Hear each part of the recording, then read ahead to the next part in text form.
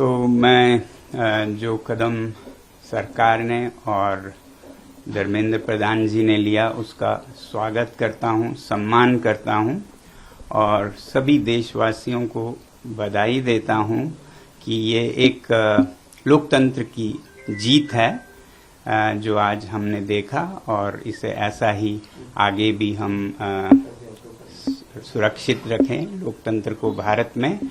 और देश की युवा पीढ़ी को मैं बधाई देना चाहता हूं और धन्यवाद देना चाहता हूं सीजेपी के हमारे टीम और भाइयों और बहनों को जिन्होंने ये मुद्दा उठाया सबसे पहले, और जो वॉलंटियर्स जिन्होंने उनका साथ निभाया, जो देश भर से छात्र और युवक और बड़े बूढ़े सब लोकतंत्र के लिए खड़े हुए, उन सब का सम्मान करता हूं मैं।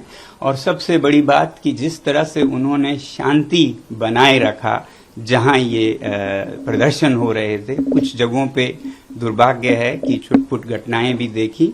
मुझे उम्मीद है कि इस शांति को हम बनाए रखें और कहीं भी कोई गलत बात नहीं होगी। आगे भी ये जो शक्ति है लोकतंत्र की वो हमारी शांति से हुई है, ना कि हमारे बाजुओं के बल से। उसके मुकाबले तो आपके बंदूकें हैं, मगर जो शांति की हमने ताकत दिखाए उसके मुकाबले कोई हथियार नहीं है, तो उसे बनाए रखें।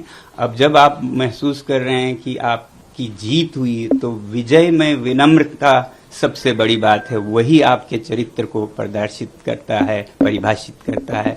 तो अब जब इस आंदोलन को जरूरत पड़े और कुछ आगे लेना हो या फिर अभी रोकना हो, जो भी करें बहुत ही शांति से करें।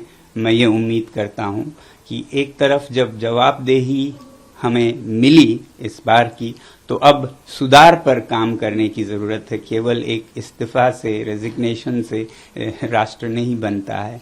तो शिक्षा में सुधार हो, इस पर भी आगे काम हो। मुझे पूरी उम्मीद है जिस उदारता से सरकार ने ये कदम ली है वो इसमें अब सुधार के कार्यों में भी जुड़ेगी। सुधार सिर्फ शिक्षा में नहीं बल्कि शासन में भी मेरी उम्मीद है कि अब से देश चलाने का तरीका जरा बदलेगा। जहां भय है वो नहीं बल्कि प्यार मोहब्बत से देश को चलाया जाएगा और अन्याय न होकर सत्य के रास्ते पे चलाया जाएगा। और वैसे ही जहां कहीं भी जिस रूप में भी भ्रष्टाचार है उसे हटाया जाएगा और सच्चाई के रास्ते पे एक भारत देश के लिए और विदेशों के लिए भी एक उदाहरण बनेगा, सच में विश्व गुरु बनेगा। ऐसी मेरी आशा है कि ये एक नया भारत की शुरुआत होगी। मैं उम्मीद करता हूं सरकार से कि इस बदलाव के साथ ही बहुत से और बदलाव भी लाएंगे शासन चलाने के तरीकों में भी।